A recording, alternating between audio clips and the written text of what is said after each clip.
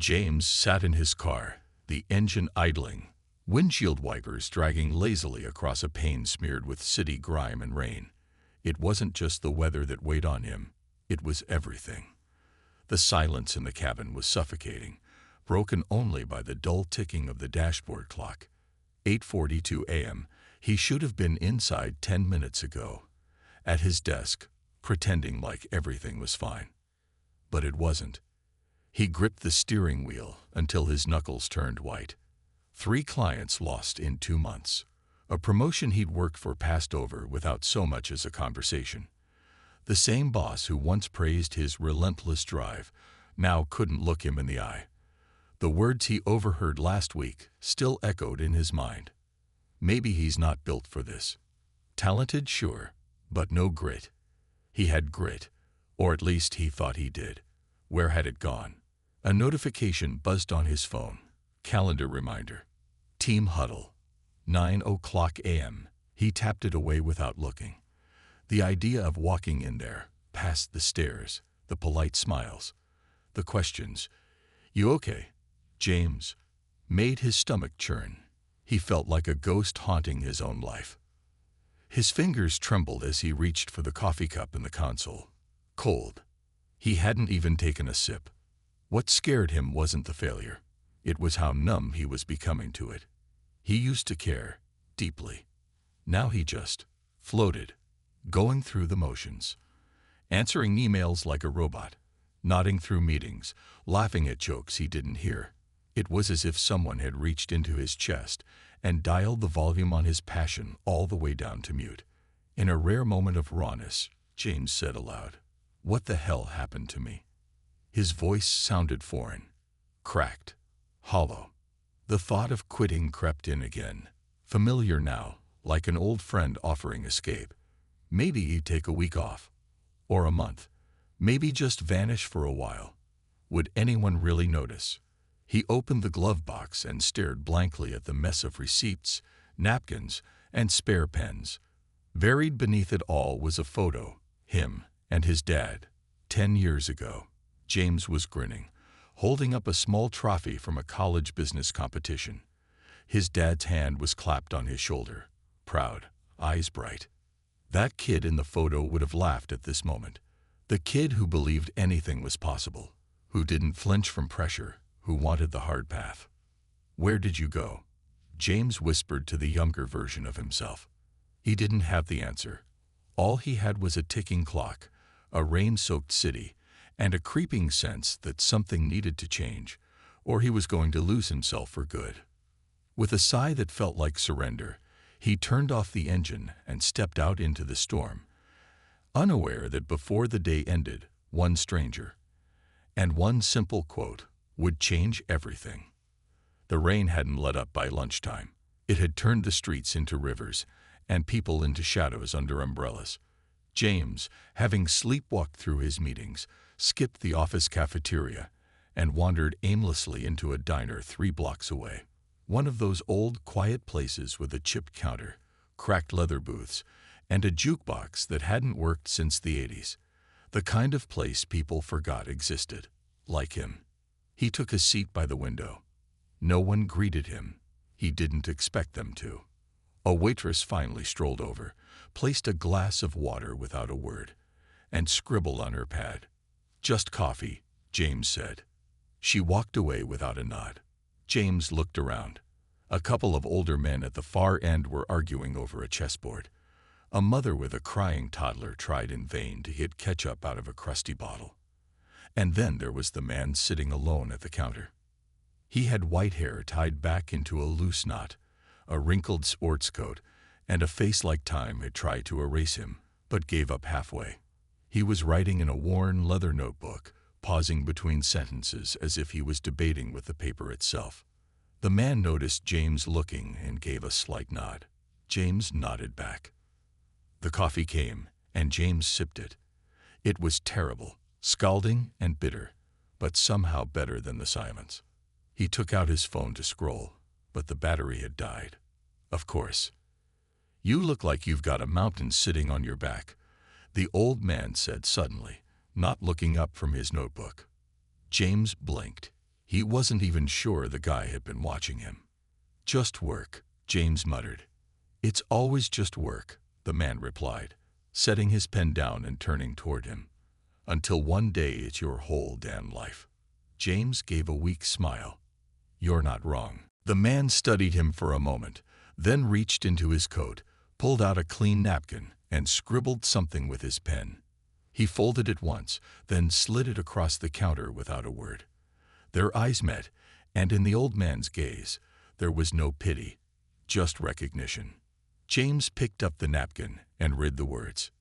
"You already have what it takes. You just forgot who you are." He stared at it.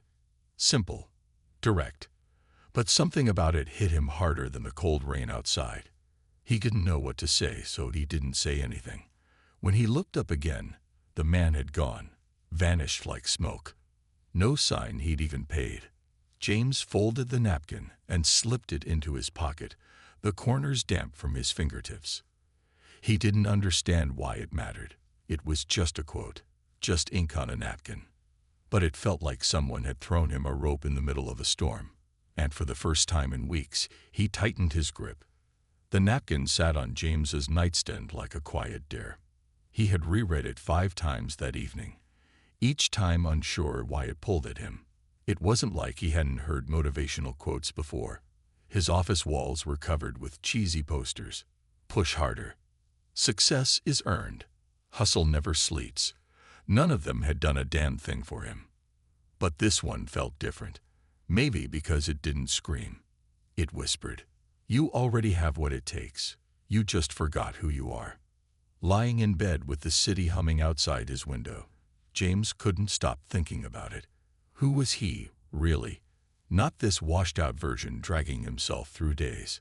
He remembered the college years, the fire in his chest, the ambition so fierce it kept him up at night. Back then, nothing felt impossible. What had changed? He stared at the ceiling. His room was a mess. Laundry in a pile, dishes stacked on the desk, old takeout boxes sitting like trophies to apathy. He used to care. He used to fight. But lately, even brushing his teeth felt like a chore. He sat up. No plan, no grand vision, just one small thing. That's all he could promise himself. James grabbed a notepad from the drawer and wrote, "Wake up at 6:30. Make bed. Clean desk. Finish draft of sales pitch. Call Dad back." It wasn't a battle plan. More like a list of tiny rebellions, a way to prove, even if only to himself, that he still had a pulse, that he wasn't done yet. The next morning, the alarm hit him like a punch. 6:30 a.m. felt like punishment. He sat on the edge of the bed, blinking blearily. The napkin peeked at him from the nightstand. He reached for it, read it again, and whispered, "Just one thing." He made his bed. It was sloppy, but it was made. He cleaned his desk. He opened his laptop, and surprisingly, didn't dread it. By 9:00 a.m., he had a working draft of the pitch he'd been avoiding for 2 weeks. At lunch, he called his dad. They hadn't spoken in a month. "Hey," James said. "Hey, son," his dad replied. "Everything okay?" "No," James said, "but I think it might be." That night, as James brushed his teeth and looked into the mirror, he didn't see a success story. But he saw someone who had shown up, someone who had pushed back, even just a little, against the tide. And sometimes that's all it takes. He folded the napkin carefully and slid it into his wallet, its new home. Not just as a quote, but as a reminder that the first war is always against inertia. And today, he had won a small one. Tomorrow, he'd fight again. By the end of the second week, James was beginning to believe in momentum. The little things had added up. His desk was clean, his calendar organized, and his inbox under control. He started arriving to work 10 minutes early, not because anyone asked him to, but because it felt right. He felt sharper, focused, in control. People were starting to notice. "New haircut. You're glowing. Man, whatever you're doing, keep it up." It wasn't a haircut. It was discipline. For the first time in a long while, James walked into the weekly strategy meeting with confidence. His pitch, the same one he had spent 3 late nights refining, was solid. He had practiced it. He believed in it. But halfway through his presentation, things went sideways. "Wait, wait, wait," interrupted Mark, the senior project manager, waving a hand dismissively. "Where are you getting these numbers? They're completely off compared to our key 3 data." James froze. He looked at the slide again, then realized the formula in his spreadsheet had pulled from the wrong dataset. A rookie mistake. I can double-check that," James stammered, throat tightening. "Double-check?" Mark scoffed. "You should have checked it the first time. This is the second time this quarter we've had sloppy data from you." A few chuckles broke out. One person whispered. His manager didn't even look up. James finished the pitch, but no one was listening. He felt like he was underwater. The meeting moved on without him. By the time he got back to his desk, he felt the familiar ache, the old weight of failure settling onto his shoulders like a shroud. He stared at his screen, jaw clenched, fingers curled tightly into fists. "You had one job. You finally get a shot, and you blow it." The voice in his head was merciless. This was why he never moved up. This was why people passed him over. It wasn't bad luck. It was him. He reached for his jacket. Maybe he'd leave. Take a walk. Maybe not come back. Then his hand brushed against his wallet. The napkin. He pulled it out, carefully, like it was made of glass. He unfolded it. The ink was slightly faded, the edges frayed. "You already have what it takes. You just forgot who you are." James stared at it for a long time. He had 2 choices: crumble or correct, escape or engage. His heartbeat slowed. He opened his spreadsheet, found the error, and corrected it. Then he rewrote the entire pitch deck. Data, graphs, footnotes, everything. He fact-checked every line. He stayed after work, alone in the quiet office. When he finished, he sent a revised version with a short note, updated with corrected figures. "My mistake. Won't happen again." He didn't beg. He didn't explain. He just owned it. And as he packed up to leave, he looked at the empty office, at the desk where he had almost quit, and smiled. He hadn't failed today. He had fought back. The next morning, James walked into the office without dread. There were no trumpets, no applause, just the steady rhythm of keyboards clicking and the faint buzz of fluorescent lights. But something was different. And it wasn't just him. It was the way people looked at him now. Sarah from marketing paused on her way to the break room. "Hey, I saw your email last night. Impressive work. Seriously." Even Mark, the guy who had humiliated him in the meeting, gave a short nod in passing. Not an apology, but acknowledgement. That meant more. James didn't respond with fanfare. He just smiled and got to work. Day by day, things began to shift. Not because he was trying to prove anything anymore, but because he had stopped waiting for permission to act like the man he wanted to be. The quote in his wallet had become more than words. It was a standard. A quiet reminder he carried with him, not just on paper, but in posture, tone, and decision. He started asking better questions during meetings, volunteering for tasks others passed over. He reviewed other team members' reports before submission, not to show off, but to help them avoid the mistakes he knew too well. And people noticed. His manager pulled him aside one afternoon. "I've been meaning to talk to you," she said. "You've stepped up. The pitch revisions, your attention to detail, your leadership on the Tanaka account. It's all been next level." What changed? James didn't need to think. He simply said, "I remembered who I was." She smiled. "Well, whoever that guy is, we want more of him." A week later, he got an unexpected call from the director of operations. They wanted him to co-lead a new initiative, something that would have seemed impossible just a month ago. That night, As James sat alone on his balcony, city lights flickering beneath the dusk sky, he pulled the napkin out again. He'd read it hundreds of times now, but tonight it felt different. Not because it was magic, because it worked. The truth it carried was like a compass, simple, unglamorous, and quietly powerful. He thought about the old man in the diner. Who was he? Why had he given James that message at just the right time? James didn't know. Maybe he never would. Maybe it didn't matter. What mattered was that it had saved him from himself, not in a flash of glory, but in 1,000 small, consistent battles, day after day.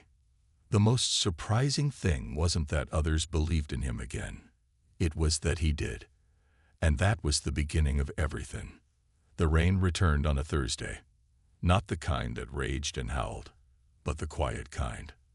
The kind that whispered against the windows and made the world feel slow. James watched it fall from his office window, a coffee in hand, his desk spotless, his inbox empty. He had just wrapped a presentation that earned a rare round of spontaneous applause, not because it was flashy, but because it was solid, honest, and sharp, the kind of work he used to think was out of reach. He was no longer the man who second-guessed everything. He had scars now, but also strength, not because life got easier, but because he stopped waiting to feel ready. As he packed his bag to head home, he heard a familiar sound. Silence behind him, the awkward, hesitant kind. He turned to see Kyle, the new intern, bright kid, always early, but lately quieter, thinner around the eyes, like sleep hadn't been a loyal companion. "Hey," James said, tossing his bag over his shoulder. "You good?" Kyle hesitated, then said, "Yeah, just a lot going on. Learning curve, I guess." James tilted his head. He knew that look, that weight. Kyle stared down at the floor, then said it under his breath. "I don't think I'm cut out for this." The words hit James harder than he expected. He reached into his wallet, paused, and then slowly pulled out the napkin. It was worn now, creased and faded, but still legible. He handed it to Kyle. "What's this?" James smiled. "Someone gave it to me once, when I needed it most." Kyle read the words silently. "You already have what it takes. You just forgot who you are." He looked up, confused. "But how do you know it's true?" James leaned against the doorframe. "Because I was sitting where you are. Tired. Lost. Ready to give up. And this reminded me that I wasn't broken. Just buried." Kyle didn't say anything at first, just stared at the napkin like it was a lifeline. "Keep it," James said. "And remember, it's not about never falling. It's about refusing to stay down." That night, James walked through the rain with no umbrella, letting it soak through his shirt. He didn't mind. He thought about the old man in the diner, how a single sentence scribbled on a napkin changed the course of his life. And now maybe it would do the same for someone else. Not because of magic, because of truth passed hand to hand, from one soul to another. And that's how change spreads, quietly, powerfully, one broken soul at a time.